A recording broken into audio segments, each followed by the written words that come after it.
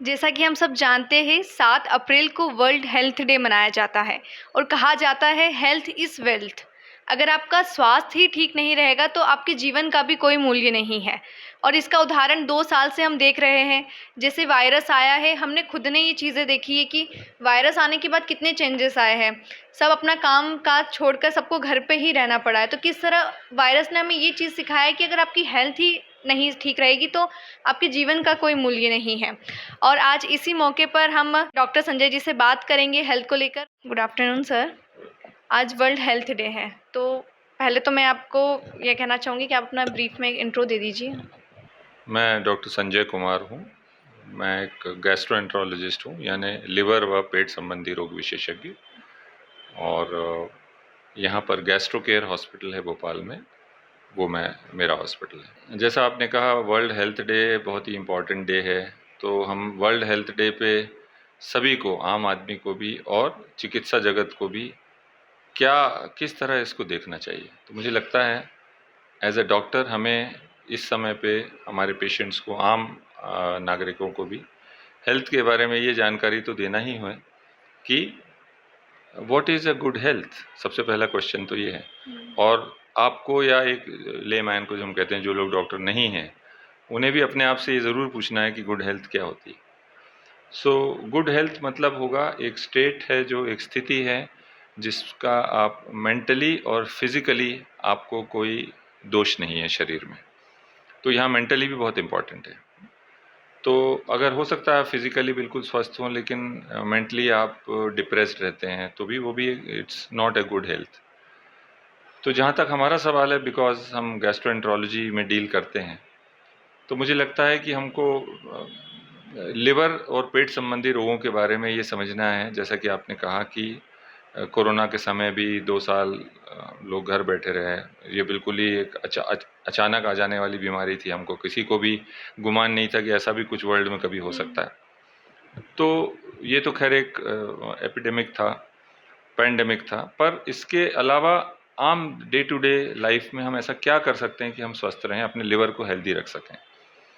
तो अगर आप देखेंगे तो पिछले 30-40 सालों में एक नई बीमारी उभर कर आई है, लिवर संबंधी रोग है, और उसे कहते हैं फैटी लिवर। इसका दूसरा नाम है non alcoholic fatty liver disease. तो इसमें ये नॉन अल्कोहलिक शब्द इसलिए जोड़ा गया क्योंकि सभी ये मानते हैं कि शराब से लिवर ख़राब होता है, जो कि सच है। लेकिन अब पिछले 30-40 सालों में ये बीमारी बहुत कॉमनली देखने आने लगी है कि जो लोग शराब जिन्होंने कभी नहीं छुआ, उनका भी धीरे धीरे करके लिवर ख़राब हो गया। तो इनका लिवर क्यों ख़राब हुआ? मुख्य कारण इसका है जो खान पान में बदलाव आया है। दूसरा, लोग अपने वज़न को नियंत्रित में नहीं रख पा रहे, ओवरवेट हैं। तीसरा ये कि डायबिटीज़ है उनको, जो कंट्रोल में नहीं रख पा रहे। और चौथा ये कि वो एक्सरसाइज नहीं करते। तो ये 4 मुख्य कारण हैं कि non alcoholic fatty liver disease बहुत ही तेज़ी से वर्ल्ड में बढ़ी है। सो मच सो कि आज की तारीख में लिवर सिरोसिस, यानी लिवर का जो डैमेज हो जाता है उसको लिवर सिरोसिस कहते हैं, उसका नंबर 1 कारण non alcoholic fatty liver disease है, अल्कोहल नहीं है। अल्कोहल को उसने सेकंड पे धकेल दिया। यानी अन्य शब्दों में हम कहें तो जो लोग शराब नहीं पीते हैं, उनको भी लिवर ख़राब होने का उतना ही रिस्क है अगर वो अपना वेट कंट्रोल में नहीं रखते हैं, डाइट कंट्रोल में नहीं रखते, एक्सरसाइज नहीं करते हैं, और अगर डायबिटीज़ है तो शुगर को कंट्रोल नहीं करते। और अभी जो शुगर की जो प्रॉब्लम होती है वो 2 टाइप्स की होती है। एक ये रहती है कि इंसुलिन वाली रहती है और एक बिना। तो ये आजकल कम एज वाले बच्चों को भी होने लगी है। क्या इसका कुछ उपाय? हाँ, डायबिटीज़ के बारे में आप समझें तो लगभग ऐसा है कि हर 10 में से 2 लोगों को डायबिटीज़ है। लगभग 15 से 20% इंसिडेंस है, जो बहुत ही हाई है। और जैसा कि आपने कहा, बच्चों को भी होने लगी, कम उम्र में भी होने लगी है। तो उसके कारणों का बहुत क्लैरिटी तो नहीं है, पर इसमें बहुत सारी चीज़ों का रोल है। जैसा कि मैंने पहले फैटी लिवर के लिए बताया, तो दिनचर्या का, खान-पान का और मेंटल स्ट्रेस का, मेंटल एंड फिज़िकल स्ट्रेस, दोनों का इसमें बहुत रोल है। तो इन सब चीज़ों के चलते पूरे वर्ल्ड में ही डायबिटीज़ बढ़ी है पहले से। और जो बढ़ी है वो ज़्यादातर नॉन इंसुलिन डिपेंडेंट डायबिटीज़ है, टाइप 2 डायबिटीज़ जो है वो लाइफस्टाइल डिजीज़ है, उसी के साथ फैटी लिवर भी जुड़ा है। तो इसमें अमूमन इंसुलिन की ज़रूरत नहीं होती, और बहुत सी दवाओं से इसको कंट्रोल करते हैं, पर उसका भी मुख्य ट्रीटमेंट डाइट और एक्सरसाइज ही है।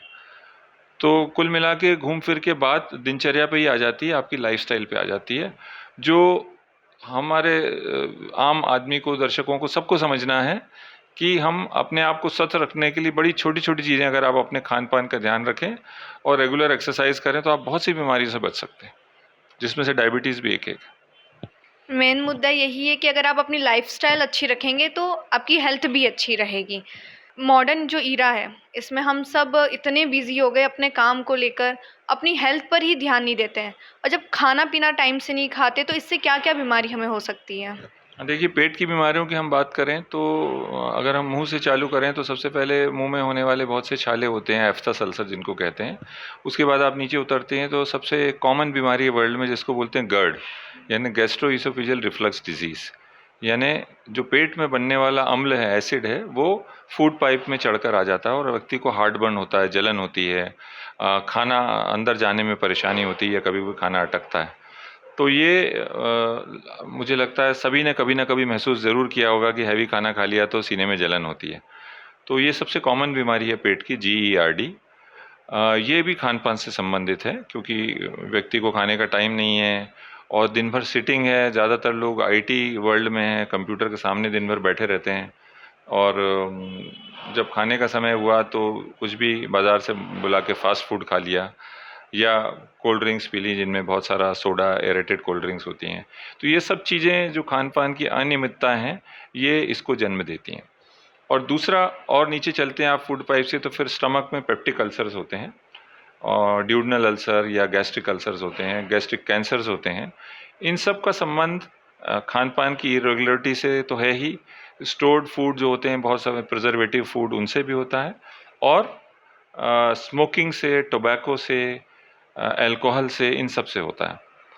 और आप नीचे चलते हैं तो छोटी आंत में बहुत सी बीमारियां होती हैं, आंतों की टीबी होती है, आंतों में एक बड़ी कॉमन बीमारी है ये जो अब इंडिया में भी बहुत होने लगी, उसको बोलते हैं इन्फ्लेमेटरी बाउल डिजीज़, यानी क्रोन्स डिजीज़ या अल्सरेटिव कोलाइटिस, ये होती हैं।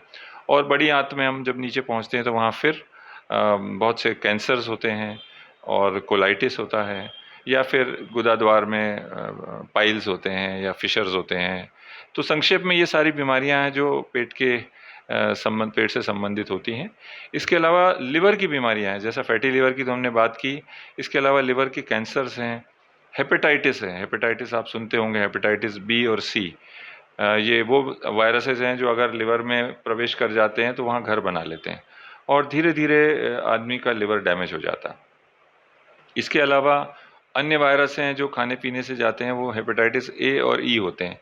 इनसे व्यक्ति को हल्का बुखार आएगा, खाने की भूख खत्म हो जाएगी, उल्टियाँ होंगी और पीलिया हो जाएगा। तो हेपेटाइटिस ए और ई जो होते हैं वो फीको ओरल वायरस होते हैं, यानी दूषित जल से, दूषित खाद्य पदार्थों से और गंदे हाथों से ये आपके पेट में जाते हैं और वहीं से ये लिवर में प्रवेश करके लिवर में सूजन करते हैं, जिसको हम हेपेटाइटिस बोलते हैं। तो कुल मिला के आप देखेंगे तो सभी चीज़ों का कहीं ना कहीं संबंध खाने पीने से है। तो अगर आप अपने खाने पीने में स्वच्छता रखते हैं और अपने खाने का चयन ध्यान से करते हैं और खाने को नियमित रूप से खाते हैं, खाने का टाइमिंग सही रखते हैं, खाना और सोना अगर समय से हो और स्वच्छता आप मेंटेन करते हैं सभी चीज़ों में, तो बहुत सी बीमारियों से आप बच सकते हैं। जैसा कि हम देखते हैं कि अभी नई-नई टेक्नोलॉजीज़ आ गई है लीवर टेस्ट वगैरह करने के लिए, तो किस तरह ये पेशेंट्स को हेल्प करती है, डॉक्टर को हेल्प करती है? टेक्नोलॉजी किस तरह आपको हेल्प कर रही है? जी हाँ, देखिए जहाँ तक लिवर का संबंध है तो बहुत ही सिंपल ब्लड टेस्ट होते हैं जिनको हम कहते हैं लिवर फंक्शन टेस्ट। तो उनके ज़रिए एक आइडिया लग जाता है कि लिवर पर कोई ख़राबी आ रही है क्या। पर अगर कुछ ख़राबी का अंदेशा है तो एक सोनोग्राफी होती है जो अगेन एक सिंपल टेस्ट है, 5-7 मिनट में हो जाता है। उसके ज़रिए ये पता चल जाता है कि व्यक्ति के लिवर में क्या है, फैट जमा तो नहीं हो रहा है, कोई गठान तो नहीं हो रही, हेपेटाइटिस तो नहीं है, लिवर सिरोसिस तो नहीं है। और अगर इसको अर्ली स्टेज में पकड़ना है इन सब बीमारियों को, तो एक बहुत ही अच्छा सुगम टेस्ट है जिसको बोलते हैं फाइब्रोस्कैन। तो फाइब्रोस्कैन से अपन ये जान लेते हैं, स्पेशली ये यूज़फुल है उन लोगों में जिनको फैटी लिवर है या जो अल्कोहल रेगुलरली लेते हैं। तो बीमारियों को समय से पहले पकड़ने का एक ज़रिया है। और ख़ास बात यह है कि लिवर की ज़्यादातर बीमारियां साइलेंट होती हैं, यानी पेशेंट को कोई लक्षण ही नहीं होते। एक वन फाइन डे जब उनके पैरों में सूजन आने लगती है या खून की उल्टी हो जाती है और वो टेस्ट के लिए आते हैं, हम कहते हैं कि आपका अब तो लिवर डैमेज हो गया है, 70% लिवर डैमेज है। तो कहते हैं साहब मुझे तो कभी कोई तकलीफ ही नहीं हुई, मुझे कोई लक्षण ही नहीं थे। तो ख़ास बात ये है कि लिवर की बीमारियों को इसीलिए हम लोग साइलेंट किलर कहते हैं। ये धीरे धीरे लिवर के अंदर ही लिवर को डैमेज करते रहते हैं। तो इनको पकड़ना है तो आपको बहुत ही कॉन्शियस होकर समय से टेस्ट कराना चाहिए, और ये सब टेस्ट जो मैंने बताए ये उपलब्ध हैं, और इनके ज़रिए बीमारियों को समय से पकड़ के उनका समय से निदान किया जा सकता है। ऐसा कहा जाता है कि कोई भी बीमारी होती है वो पेट से ही शुरू होती है, तो ये कितना सच है, इस पर क्या कहना चाहेंगे? हाँ, देखिए आयुर्वेद में ऐसा माना जाता है कि हर बीमारी की जड़ पेट में है, पर शायद मॉडर्न मेडिसिन में भी धीरे धीरे ये कॉन्सेप्ट आ रहा है। और ये जैसे कि हम जानते हैं कि हमारे पेट में बहुत सारे बैक्टीरिया होते हैं जो फ्रेंडली बैक्टीरिया होते हैं, जिनको हम हमारा माइक्रोबायोटा कहते हैं।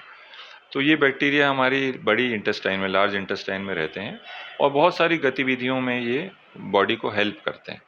तो अब जो है ऐसा बहुत सी चीज़ें आ रही हैं जिसमें ये पता चलता है कि माइक्रोबायोटा से रिलेट होती हैं डिजीज़ेस।